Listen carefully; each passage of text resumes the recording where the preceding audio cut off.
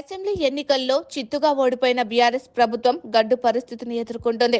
వరుసగా నేతలు పార్టీని వీడుతున్నారు. ఈ క్రమంలో లోక్సభ ఎన్నికలు రావడంతో ఈ ఎన్నికల్లో ఓడిపోయే పరిస్థితి మరింత దారుణంగా మారే ప్రమాదం ఉంది.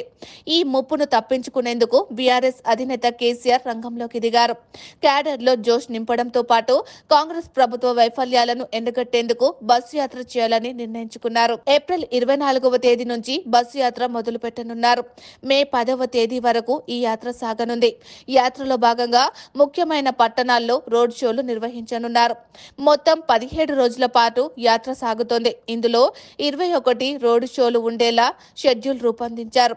నల్గొండ జిల్లా మిర్యాలగూడలో రోడ్ షోతో కేసీఆర్ ఎన్నికల ప్రచారం ప్రారంభిస్తారు. మే 10వ తేదీన సిద్దిపేటలో జరిగే సభతో యాత్ర ముగుస్తుంది. వేసవి నేపథ్యంలో రోడ్ షో సాయంత్రం 5 గంటల తర్వాత నిర్వహించేలా ప్లాన్ చేశారు. కేసీఆర్ బస్సు యాత్ర సాగే రూట్లలో ఉదయం స్థానిక పరిస్థితులకు అనుగుణంగానే రైతుల పొలాలు, కల్లాలు, ధాన్యం కొనుగోలు కేంద్రాలు సందర్శించేలా ప్రణాళిక రూపొందిస్తున్నారు.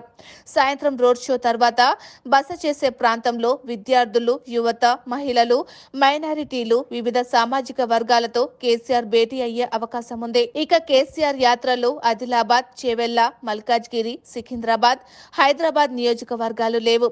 ఈ నేపథ్యంలో ఆయా నియోజకవర్గాలు కవర్ అయ్యేలా ఉమ్మడి వరంగల్, ఖమ్మం, మహబూబ్ నగర్, ఆదిలాబాద్ జిల్లాల పరిధిలో బహిరంగ సభలు నిర్వహించే అవకాశం ఉందని తెలుస్తోంది.